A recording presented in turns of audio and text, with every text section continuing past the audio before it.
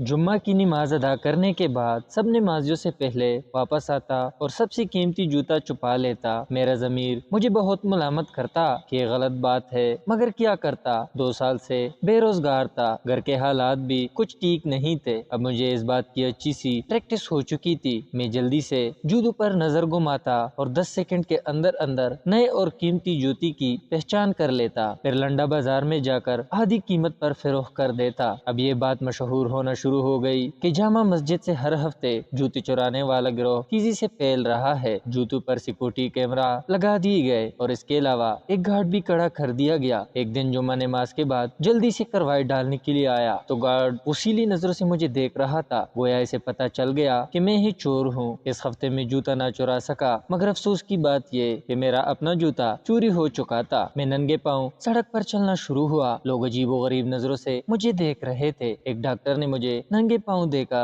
تو سوچا اس کے پاؤں میں چھالے ہوں گے۔ وہ مجھے اپنی کلینک لے گیا اور نرس سے کہا کہ اسے مرہم پٹی دے دو۔ مرہم پٹی لینے کے بعد وہاں سے روانہ ہوا تو ایک شریف آدمی نے مجھ سے پوچھا کہ ننگے پاؤں کیوں چل رہے ہیں؟ میں نے جان چھڑانے کے لیے کہہ دیا کہ بھائی ڈاکٹر نے جوتے پہننے سے منع کیا ہے۔ ڈاکٹر نے کہا ہے کہ ننگے پاؤں سڑک پر چلنے سے شوگر سے نجات مل جائے گی اور پیروں کی جلن بھی ختم ہو جائے گی۔ اتفاق سے وہ بھی شوگر کا مریض تھا۔ اس نے جوتے اتار کر ہاتھوں میں پکڑے اور میرے ساتھ چلنا شروع کیا۔ میں نے کہا بھائی ایسے نہیں چلنا، جوتے مجھے پکڑاؤ اور فوجیوں کی طرح ہاتھوں کو تیزی سے ہلاتے ہوئے چلو۔ اس نے مجھے جوتے پکڑائے اور تیز تیز چلنا شروع کیا۔ میں اس کے جوتے چرا کر پچھلی گلی سے نکل کر بھاگ رہا تھا کہ جلد بازی میں ایک گاڑی سے ٹکر ہو گئی، ایک ٹانگ ٹوٹ گئی۔ 6 ماہ سے بستر پر پڑا ہوں، جتنی بھی جوتے چرائے تھے اس سے 3 گنا زیادہ خرچ ہو چکا تھا۔ پرانے زمانے میں اہل عرب میں جب کوئی بستی بساتے تو وہاں ایک طرز اور ایک ہی شکل کے کچے مکان بناتے۔ مٹی سے بنے گھروں کے اوپر کھجور کے پتوں سے بنی چھت، جس کے نیچے ستون کے لیے بھی کھجور کا درخت تننا استعمال کیا جاتا۔ اسی طرح دروازے اور روشن دان بھی ایک جیسے ہوتے تھے، جن کے لیے صحرائی جھاڑیوں سے الگ کی گئی شاخوں کے اوپر کھجور کے پتوں سے چادر بنا کر لگائی جاتی تھی۔ یوں ایک پردہ نما دروازے کا کام دیتا تھا۔ ہر گھر کے صحن میں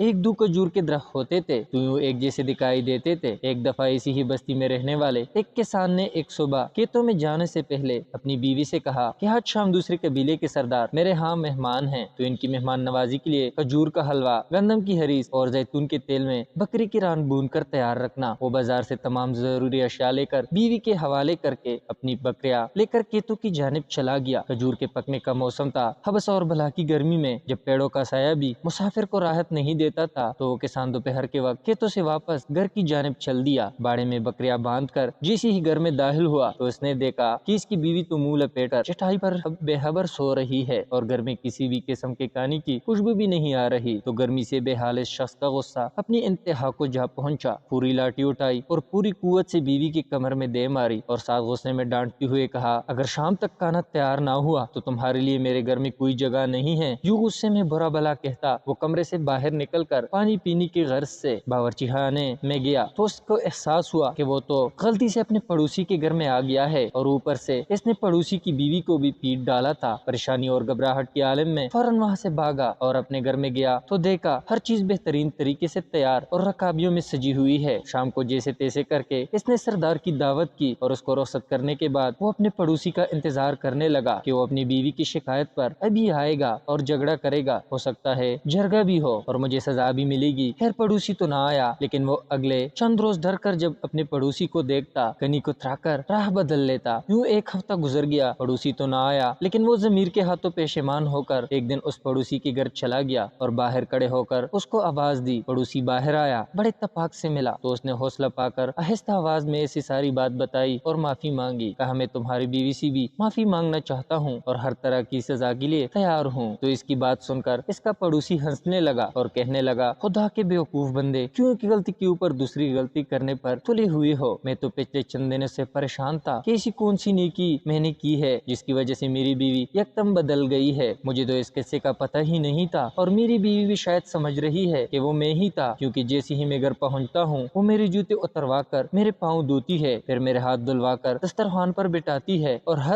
ہر روز لذیذ پکوان کھانے میں دیتی ہے، میری ٹانگیں دباتی ہے، میرے سونے کے بعد سوتی ہے اور میرے جاگنے سے پہلے جاگ کر قہوہ پیش کرتی ہے، اور تم ہو کہ یہ سارا برم توڑنے پر دوڑے چلے آئے ہو۔ سنو یہ کچھ دینار میری طرف سے رکھ لو اور ایسا کرو مہینے میں ایک آدھی بار اسی غلطی کرنے آ جایا کرو۔